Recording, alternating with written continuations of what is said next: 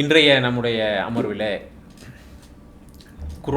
திருக்குர்ஆனை புரிந்து கொள்வோம் என்ற தலைப்பு தேர்வு செய்யப்பட்டிருக்கிறது. இந்த தலைப்பில் தொடர்ச்சியாக திருமறை குர்ஆனுடைய வசனங்களை, திருமறை குர்ஆனுடைய அத்தியாயங்களை ஸ்டார்ட்லேருந்து முடிவு வரைக்கும் புரிந்து கொள்வதற்கு ஒரு தொடராக எடுத்துகிட்டு போகணுங்கிற நோக்கத்தில் இன்றைக்கு நம்ம இந்த தலைப்பை ஸ்டார்ட் பண்ணியிருக்கிறோம். இதற்கான காரணம் என்ன அப்படின்னு சொன்னால், இன்று நம்முடைய இளைஞர்கள் மத்தியில், பெரும்பாலான இளைஞர்கள் இடத்துல மார்க்கத்தை எடுத்து நடக்க வேண்டும், மார்க்கப்படி நடக்க வேண்டும் என்ற ஆர்வம் பெரும்பாலான பேர்கிட்ட இருக்குது. ஆனால் அந்த மார்க்கத்தை எடுத்து நடக்கிறத எங்கிருந்து அவர்கள் கற்றுக்கொள்ள வேண்டும் அப்படின்னு சொன்னால் குர்ஆனிலிருந்து கற்றுக்கிறேன். ஏன்னா நபிகள் நாயகம் ஸல்லல்லாஹு அலைஹி வஸல்லம் அவர்களுக்கு அல்லாஹ் சுப்ஹானஹு வ தஆலா மார்க்கத்தை சொல்லிக் கொடுப்பதற்காக திருமறை குர்ஆனை இறக்கி வைத்தான். அதாக நபி ஸல்லல்லாஹு அலைஹி வஸல்லம் அதை அவங்க ப்ராக்டிக்கலாக நமக்கு செஞ்சு காமிச்சாங்க. அப்போ அந்த திருக்குர்ஆனை நம்ம வாசிக்கிறதுல இன்றைக்கு சமூக மத்தியில், இளைஞர்கள் மத்தியில் எப்படி இருக்கிறோம் அப்படின்னு சொல்லிட்டு யோசிச்சோம்னா, நிறைய பேருக்கு மார்க்கம் தெரியும், மார்க்கம்லாம் பேசுவாங்க, ஆதாரம் சொல்லுவாங்க, ஆதாரம்லாம் கேட்டிருப்பாங்க. அப்படிப்பட்ட இளைஞர்களிடத்தில் பொதுவாக நம்ம இளைஞர்கள்னு இதை சுருக்க முடியாது. ஏன்னா இன்றைக்கி நம்மளுடைய டார்கெட்டட் ஆடியன்ஸ் இப்போ புதுசாக வர்ற இளைஞர்கள் தான். இப்போ அவங்களுக்கு இந்த செய்தி சென்றடைய வேண்டும் அப்படிங்கிற நோக்கத்துக்கு தான் நம்ம இதை செய்தியை சொல்ல வர்றோம். ஆனாலும் இது லிமிட்டட் டு அந்த இளைஞர்கள், அவங்களுக்கு மட்டும் உள்ளது இல்லை, எல்லாருக்குமே நம்ம எடுத்துக்கலாம். இப்போ நம்ம எல்லாருமே முஸ்லீம்கள், இஸ்லாத்தை தெரிஞ்சுக்கிறோன்னா இஸ்லாத்தை தெரிஞ்சும் இருக்கிறோம். நம்ம எத்தனை முறை திருமறை குர்ஆனை ஆரம்பத்திலிருந்து முடிவு வர அலிஃப் லாம் மீம்ல தொடங்கி, இல்லை சூரா ஃபாத்தியாவில் தொடங்கி மினல் ஜின்னத்தி வன்னாஸ் வர கடைசி வரைக்கும் அரபியிலையும் தமிழ்லையும் திருக்குர்ஆன் என்ன சொல்லுகிறது என்ற அர்த்தம் புரிஞ்சு எத்தனை முறை படிச்சிருப்போம். நம்ம முடிவாக எல்லாத்தையும் படிச்சிருப்போம். படித்து ஒன்று ஒன்றா எப்படி சிந்திச்சிருப்போம். இதில் இந்த வசனம் சொல்ல வரக்கூடிய செய்திகள் என்ன அப்படின்னு சொல்லிட்டு எத்தனை தடவை சிந்திச்சிருப்போம். இப்படி யோசிச்சு பார்த்தீங்க அப்படின்னு சொன்னால் இல்லை. ஆனால் நிறைய பயான் கேட்டிருப்போம், நிறைய செய்தி கேட்கக்கூடாதுன்னு சொல்லலை, கேட்டிருப்போம். நிறைய அந்த தப்சீர் வேணும், இந்த தப்சீர் வேணும்லாம் சொல்லுவாங்க. ஆனால் முதல்ல அல்லாஹ் என்ன சொல்லுகிறான் அப்படிங்கிறத நம்ம நேரடியாக தெரிந்து கொண்டோமா, படித்தோமா, ஒரு நாளைக்கு எத்தனை முறை இப்போ படித்து பார்க்குறோம், எவ்வளவு நேரம் செலவு செய்திருப்போம்னு பார்த்தா அது ரொம்ப சொற்பமானது தான் நம்ம இதிலிருந்து தேர்வோம். இதெல்லாம் எப்படின்னு கேட்டால், ஸ்கூலில் ஒரு பாடம் இருக்கும், அந்த பாடத்திற்கு ஒரு விளக்க உரைன்னு வச்சுருவாங்க. தமிழ் பாடம் இருந்துச்சுன்னா கோனார் தமிழ் உரை அப்படின்னு சொல்லிட்டு ஒன்று வச்சுருப்பாங்க. நிறைய பேரை பார்த்தா அந்த பாட புத்தகத்தை படிக்க மாட்டாங்க, அந்த தமிழ் உரையை படித்தோம்னா இதால் கொஸ்டின் ஆன்சர்லாம் இருக்குது, அதை எழுதி பண்ணிட்டு போயிடலாம் அப்படி. ஆனால் பாட புத்தகத்தை படிச்சிருந்தாங்கன்னு சொன்னால் இன்னும் அவங்களுக்கு அதை எதிர்கொள்வதற்கு ரொம்ப ஈஸியாக இருக்குது. ஆனால் பாட புத்தகம் படிச்சிருக்க மாட்டாங்க. அப்போ இப்படி பாட புத்தகத்தை திருக்குர்ஆனை நம்ம எத்தனை பேர் வாசிச்சிருக்கிறோம் அப்படின்னு கேட்டால், அது வாசிக்கவே இல்லை அப்படிங்கிறது மாதிரி தான் நிறைய பேர் படிச்சிருப்போம். அங்கங்கே 1-2 படிச்சிருப்போமே ஒழிய புரிந்து அதை புரிஞ்சுக்கிறணுங்கிற ஒரு நோக்கத்தோடு படிச்சிருக்கிறோமா அப்படின்டா உண்மையில் ரொம்ப இது குறையத்தான் இருக்குங்கிற காரணத்தினால இதற்காக ஆர்வம் ஊட்ட வேண்டுங்கிறத இதனுடைய நோக்கம். நம்ம இப்போ திருக்குர்ஆனை தப்சீர் பண்ணணும் அப்படின்னு சொன்னால் ஒரு வசனத்தை சொல்லி அந்த வசனத்தில் ஒரு வார்த்தையை எடுத்துக்கிட்டு அந்த வார்த்தைக்கு அரபியில் அதனுடைய ரூட் வேர்டு என்ன, அந்த வேர்ட்லேருந்து என்னென்ன அர்த்தங்கள்லாம் டிரைவ் ஆகும், என்னென்ன அர்த்தங்கள்லாம் வரும், அந்த அர்த்தங்களில் இந்த இடத்துல அல்லாத எந்த அர்த்தம், இப்படிலாம் தப்சீர் பண்ணுவாங்க. இருக்குது, நிறைய தப்சீர்கள் இருக்குது. அப்படி பண்ணலை. ஒரு கண்டெக்ஸ்டில் என்ன அல்லாஹ் சொல்ல வர்றான் அப்படிங்கிறத நம்ம சொன்னோம். இன்றைக்கி நம்மளுக்கு அதை கண்டெம்ப்ளேட் எப்படி பண்ணுறது, சமகாலத்துக்கு எப்படி பூர்த்தி பார்க்குறது, இப்படிங்கிற விஷயங்களை நாம் சொன்னோம் அப்படின்னு சொன்னால் இளைஞர்களுக்கு, பொதுவாக புரிந்து கொள்கிறவர்களுக்கு திருமறை குர்ஆனை படிக்கணும்ட்டு ஆர்வம் ஊட்டணும். நம்ம எல்லாத்தையும் விளக்கி சொல்லிட முடியாது. ஏன்னா திருக்குர்ஆனுடைய தன்மையே என்ன அப்படின்னு சொன்னால், ஒவ்வொரு காலத்துலேயும் ஒரு செய்தியை படித்தாங்க அப்படின்னு சொன்னால் அந்த செய்தி அந்த காலத்துக்கு தகுந்த மாதிரி அவங்களுக்கு புரியும். வரலாறு நெடுக அது புரிஞ்சுக்கிட்டே வந்திருக்கு. அப்போ அப்படிங்கிறத நம்ம விளக்கி சொல்ல வேண்டிய தேவைகள் இருக்கிறது. இப்போ நம்ம இதை சொன்ன உடனே நம்ம என்ன நினைப்போம் அப்படின்னா, திருக்குர்ஆன் நம்மளை மாதிரி ஆட்களுக்கெல்லாம் புரியுமா? இது நிறைய பேருக்கு சந்தேகம் இருக்குது. நம்மளை மாதிரி உள்ள சாமானியர்களுக்கெல்லாம் திருமறை குர்ஆன் புரியுமா அப்படின்னு கேட்டால் அதுக்கு அல்லாஹ்வே பதில் சொல்கிறான். லக்கது யஸ்ஸர்னல் குர்ஆன ஃபி திக்ரி ஹல் மின் முதக்கிர். இது ஒரு ஓப்பன் கேள்வி எல்லாருக்கும் உள்ளது. இந்த குர்ஆனை புரிந்து கொள்வதற்கு ஈஸியாக இருக்கிறோம். எஸ்ஸர்னா அரபியில் ஈஸி, எஸ்ஸர்னல் குர்ஆன லிதிக்கிரி, இந்த குர்ஆனை புரிஞ்சுக்கிறதுக்கு ஈஸியாக்கி இருக்கிறோம். ஹல் மின் முதக்கிர், இதை சிந்திச்சு பார்க்குறவங்க இருக்கீங்களான்னு அல்லாஹ் இதை படிக்கிறதுக்கு ஈஸியாக்கி இருக்கிறோம். படிக்கிற ஆட்கள் இல்லையான்னு கேட்டிருக்கலாம். அப்படி அல்லாஹ் என்ன கேட்குறான், இதை ரொம்ப இலகுவாக்கி இருக்கிறோம், இதை சிந்திப்போர்கள் இல்லையா, ஹல் மின் முதக்கிர், சிந்திக்க மாட்டீங்களா? இப்படி யாரை பார்த்து கேட்குறான்டா? எல்லாரையும் பார்த்து கேட்குறான். அதை கூப்பிட்டு கேட்கல. எப்படி, யா யுஹன் நபி, உன் நபியே, இந்த குர்ஆனை புரிஞ்சுக்கிறதுக்கு ஈஸியாக்கி இருக்கிறான், நீ மட்டும் சிந்திச்சு பார்க்க மாட்டேறியான்னு கேட்கல. எல்லாருக்கும் நல்லா பொதுவாக சொல்கிறான். அது எஸ்எர்னல் குர்ஆனை விதிக்கிறியா. நம்மளுக்கு என்ன செஞ்சிட்டாங்கண்டா, எஸ்எர்னல் குர்ஆன் அப்படின்னு சொல்லிட்டு அலிஃப் பே தே ஒன்று தனியாக டைப் பண்ணி அது ஈஸி குர்ஆன் போட்டோன்னே நம்ம ஆளுக்கு பூரா என்ன நினச்சிக்கிட்டாங்கண்டா, இதுதான் ஈஸியான குர்ஆன், முழுசாக இருக்கிறது கஷ்டமான குர்ஆன் முடிவு போட்டாங்க. அப்போ அதனால் இங்கே வர்றதில்லை யாரும், அதை புரிஞ்சுக்கிட்டாங்க. அது ஈஸியாக குர்ஆனை கற்றுக்கொள்வதற்காக அப்படி ஒரு பேரில் போட்டிருக்கிறாங்க. அரபி மொழியை தெரிந்து கொள்வதற்காக கொஞ்சம் கொஞ்சமாக பிரித்து போட்டிருக்கிறாங்க. அப்போ குர்ஆன் நமக்கெல்லாம் புரியுமா அப்படின்னு கேட்டால் அது கட்டாயமாக புரியும். அதை புரிந்து கொள்வதற்காக நாம் முயற்சி என்ன செய்கிறோம் அப்படிங்கிறத வந்து நம்ம பார்க்கணும். இப்போ இப்படி நம்ம இப்போ குர்ஆனை வந்து படிக்கிறோம், சரி ஓகே படிக்க போயிட்டோம். இப்போ எப்படி புரிகிறது, எப்படி நாங்கள் விளங்கிக்கிறது அப்படின்னு சொல்லையில் எப்படி ஏன் இப்படி ஒரு கேள்வி எழுது, அப்படி எப்படி புரியணும், எப்படி இதை புரிஞ்சுக்கிறது அப்படின்னு சொல்லிட்டு ஒரு கேள்வி இருக்குது. இந்த கேள்வி ஏன் இருக்குது அப்படின்னு கேட்டால், இப்போ நம்ம வாழக்கூடிய அந்த சூழ்நிலை நம்ம நாட்டிலே, தமிழ்நாட்டிலே, நம்ம ஊரில் பார்த்தோம் அப்படின்னு சொன்னால் நிறைய குரூப்புகள் இருக்கிறாங்க. எல்லாருக்குமே ஒரு தர்ஜுமா தப்சீர் இருக்கும். ஒரு குரூப்புக்கும் ஒரு தர்ஜுமா இருக்குது, ஒரு தப்சீர் இருக்கும். இப்போ இந்த குர்ஆன் தர்ஜுமா தப்சீரை நம்ம படித்தோன்னா என்ன அப்படின்னாட்டா, ஒரே வசனத்தை எடுத்துக்கிடுவாங்க. அந்த வசனத்திலிருந்து ஒருத்தர் விளக்கம் சொல்லி தர்காவுக்கெல்லாம் போகலாம், அதெல்லாம் கூடுபிட்டு அதில் விளக்கம் எழுதியிருப்பார், இல்லைன்னா மேடையில் உட்காந்து சொல்லுவார். அதே வசனத்தை இன்னொருத்தர் சொல்லி அதே வசனமே இது இணை வைப்பு, தர்காவுக்கு போகிறது இணை வைப்பு, அவுளியாக்கள்லாம் தனியாக யாரும் ஆள்லாம் கிடையாது, நம்மளெல்லாம் அல்ல அவுளியாவாக சொல்கிறான், அதுக்குள்ள வசனம் தான் இது, ஒரே வசனம் தான் அப்படின்னு சொல்லுவாங்க. இப்போ சாமானியர்களாக இருக்கிறவங்களுக்கு இதை விளங்குறதா இப்படின்னு சொல்லிட்டு ஒரு டவுட் வந்துடும். இயல்பாகவே இப்படி ஒரு செய்தி வந்துடும். இந்த விஷயம் வந்து நம்ம தமிழ்நாட்டோட குறி போகிற விஷயம் இல்லை. இது வந்து உலகம் முழுவதும் இருக்கக்கூடிய பரந்துபட்ட ஒரு பிரச்சனை. அதுக்குள்ளேயும் போய் நம்ம யோசிக்க வேண்டிய தேவை இருக்குது. ஏன்டா குர்ஆனுக்கு உலகம் முழுவதும் தப்சீர் எழுதியிருக்கக்கூடிய தப்சீரை அது தனித்தனியாக ஆட்களுக்கு இந்த தப்சீர் பண்ணும் போயிடுது. விரிவுரை எழுதுகிறாங்கல்ல, தப்சீர் விரிவுரை, திருமறை குர்ஆனுக்கு விரிவுரை, தமிழில் திருக்குறள்லாம் இருக்கிறதுக்கு அதுக்கு விரிவுரை, விளக்க உரை, பத உரை இப்படின்லாம் தனித்தனியாக வச்சுருப்பாங்க. அந்த மாதிரி திருமறை குர்ஆனுக்கு நிறைய தப்சீர்கள் இருக்குது. இப்படி தப்சீர்களை வந்து நாம் போய் வாசித்து பார்த்தோம் அப்படின்னு சொல்லிட்டு சொன்னால், எந்த தப்சீர் சரியான தப்சீர் இப்படி கேட்பாங்க. தப்சீர் படிக்கணும்னு நினைக்கிறேன், எந்த தப்சீரை நான் படிச்சுக்கலாம், எந்த தப்சீர் சரியான தப்சீர் அப்படின்னு கேட்பாங்க. இப்போ நீங்கள் தப்சீர் படிக்கணும்னு நினைக்கிறீங்கன்றா எந்த தப்சீரை போய் படிக்கணும்னு நினைக்கிறதுக்கு முன்னால் இன்றைக்கி உலகத்தில் தப்சீர் பண்ணவங்களுடைய பின்னணிகள் என்ன அப்படின்னு சொல்லிட்டு பார்க்க வேண்டிய கட்டாயமான தேவை இருக்கிறது. ஏன்டா இப்போ சிலர்கிட்ட போய் நீங்கள் நான் குர்ஆன் கற்றுக்குறேன் அப்படின்னு சொல்லிட்டு சொன்னோம்னா உஸ்தாத் யாருன்னு கேட்பாங்க. அது உஸ்தாத் யாருன்னு ஏன் கேட்குறாங்க அப்படின்றாட்ட அப்புறமா என்ன கேட்பா, அவங்களுக்கு தெரியும் ஒரு ஆளை சொல்லிட்டீங்கன்னா அவருக்கு யார் உஸ்தாது, அப்போ இவங்க வந்துக்கிட்டு எந்த குரூப்புன்னு கண்டுபிடிச்சிருவாங்க. நீங்கள் குர்ஆன் படிக்கிறோம்னு சொன்னீங்கன்னாலே போதும், யார்கிட்ட படிக்கிறீங்க, எங்கேருந்து படிக்கிறீங்க, அவர் உஸ்தாத் யார், அவரை போய் எப்போ ஆராய்ச்சி பண்ணால் அவர் எங்கேருந்து வர்றான்னு தெரியும். இதை நம்ம 2 வகையாக வந்து இன்றைக்கி உலகத்தில் இருக்கக்கூடிய தப்சீர்களை 2 வகையில் பார்க்கலாம். 2 கொள்கையிலிருந்து 2 அடிப்படையில் இருந்த தப்சீரவே பண்ணப்பட்டிருக்கும். அல்லாஹ் இதை சொல்லும்போது அல்லாஹ் மனிதர்களுக்கு நேர்வழி காட்டின்னு சொல்லிட்டான். குர்ஆன் மனிதர்களுக்கு நேர்வழி காட்டி, நேர்வழியை காட்டும். குர்ஆனை படித்தோம்னா நமக்கு நேர்வழியை காட்டும். 1400 வருஷத்துக்கு முன்னால் அவங்களுக்கு நேர்வழி காட்டின மாதிரி இன்றைக்கி நம்ம படித்தோம்னா இன்றைக்கி நேர்வழி காட்டும். ஆனால் இன்றைக்கி நம்ம குர்ஆனை எப்படி போய் படிக்கிறோம் அப்படின்னு சொல்லிட்டு சொன்னால் விளக்கம் தெரிஞ்சுக்கிறோம்ட்டு இது பண்ணுறதுல இல்லை. அப்போ 2 வகையில் எப்படி வருது அப்படின்னு கேட்டால், ஒரு வகை என்ன அப்படின்னு கேட்டால், இந்த குர்ஆன் நபிகள் நாயகம் ஸல்லல்லாஹு அலைஹி வஸல்லம் அவர்களுக்கு இறக்கப்பட்டது.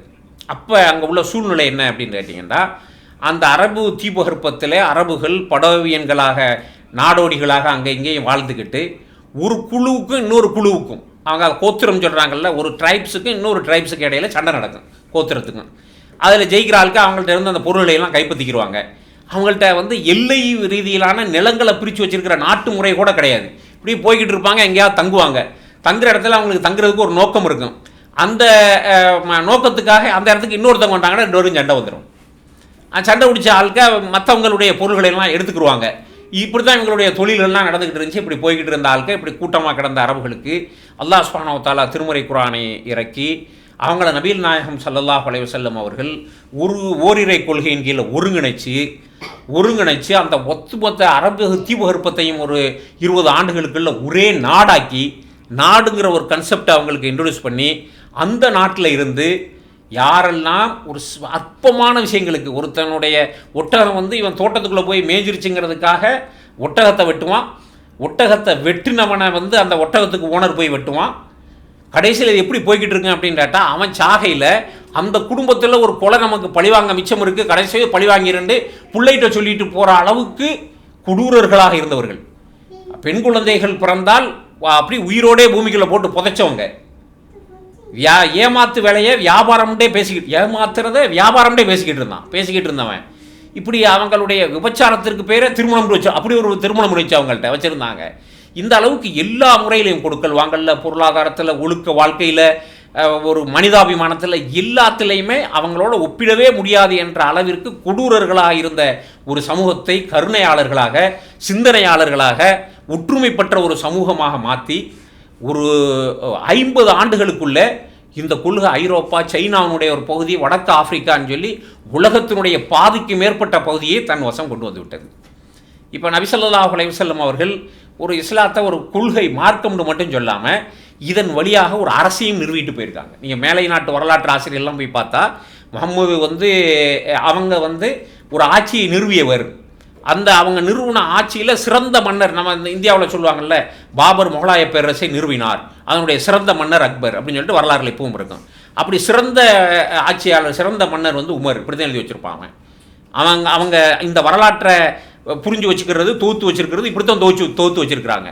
அப்போ இது உண்மையில் நபிகள் நாயகம் ஸல்லல்லாஹு அலைஹி வஸல்லம் அவர்கள் இந்த கொள்கையை சொன்னதன் மூலமாக ஒரு பேரரசை நிறுவிட்டு போனாங்க. இந்த பேரரசு அதனுடைய தொடர்ச்சியாக நீடிச்சுக்கிட்டே வந்துச்சு. அதுக்கு பிறகு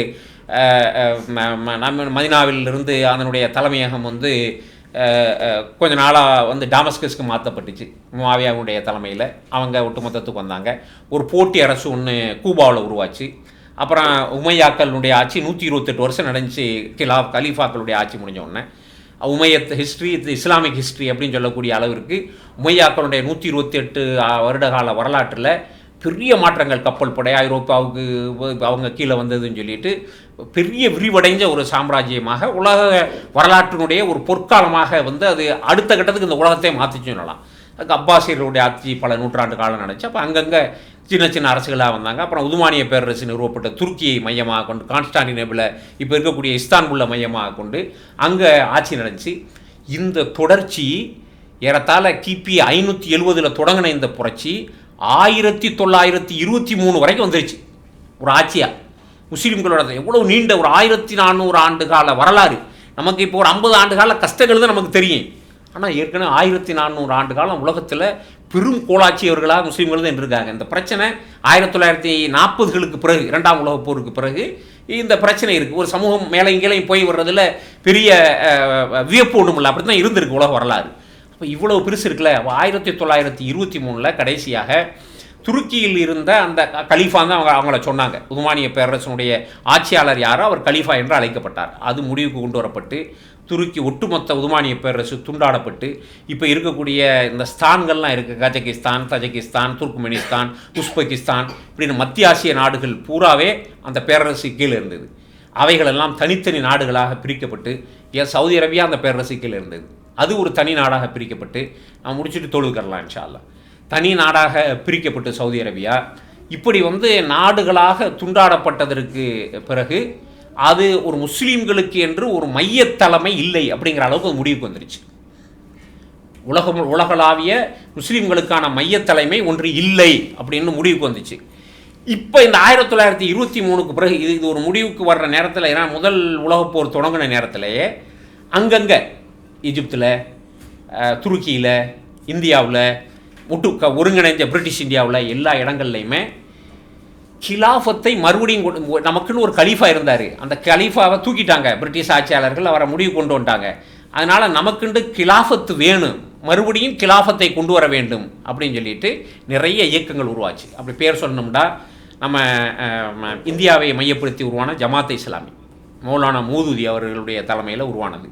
அது மாதிரி எஜிப்தில் இருந்து இக்வானுல் முஸ்லிமீன், ஹசன் அல் பன்னா அவர்களுடைய தலைமையில் உருவானது. இப்படி நிறையா இயக்கங்கள், சனூசி, ஹிஸ்புத் தஹ்ரீர் இப்படிங்கிற பேரில் எல்லாருக்கும் ஒரே கொள்கை தான். என்ன அப்படின்னா, நம்ம ஒரு உலகளாவிய முஸ்லீம் தலைமையை இழந்துட்டோம், அப்போ உம்மத்துக்கு மறுபடியும் ஒரு தலைமை வேணும், கிலாஃபத்தை கொண்டு வரணும் அப்படின்னு. இப்போ அதுக்குள்ளே குரூப்பாக பிரிஞ்சு எல்லாருமே இப்போ அதை பேசுவாங்க, திருப்பி கொண்டு வரணும்னு பேசிக்கிட்டே இருக்கிறாங்க.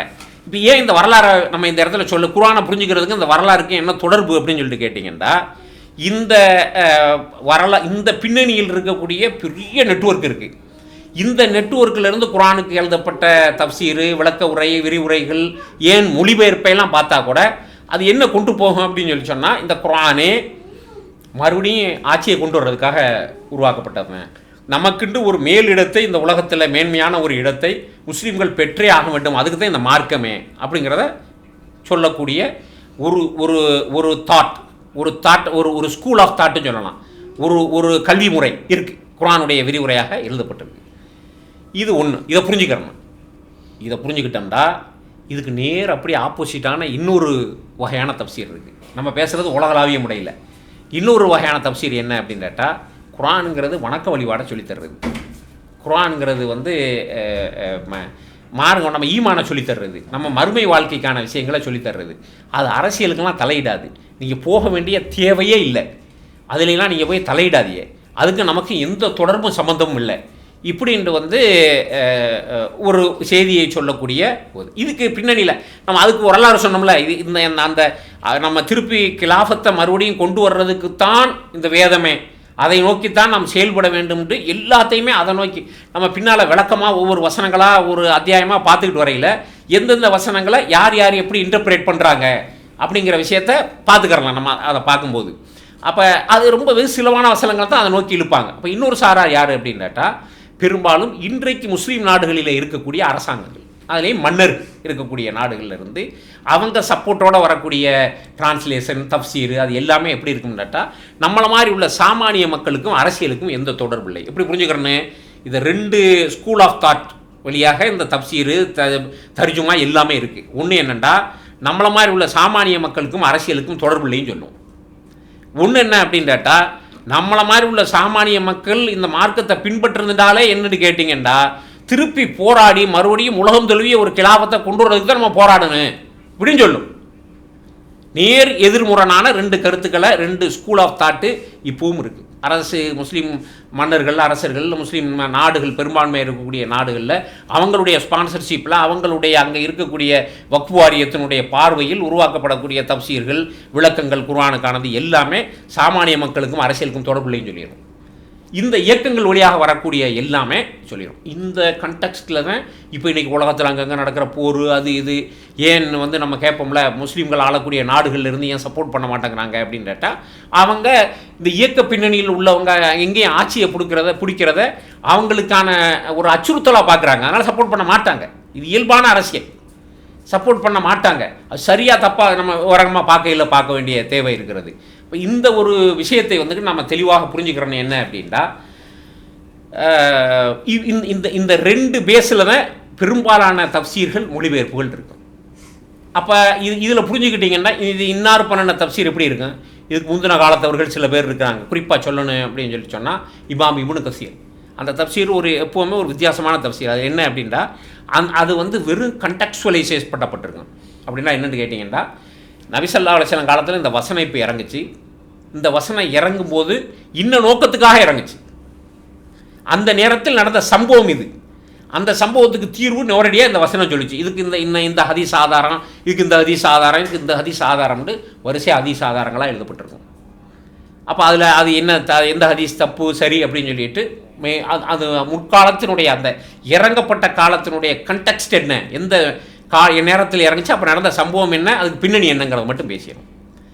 இப்போ நம்ம என்ன புரிஞ்சுக்கிறோன்னு அப்படின்னு கேட்டால், இந்த வசனங்கள், இந்த தஃப்சீர்களையெல்லாம், இந்த விளக்கங்களையெல்லாம் நம்ம படிக்கும்போது நம்மளை மாதிரி உள்ள ஆளுக்கு அப்போ எப்படித்தான் புரிஞ்சுக்கிறது.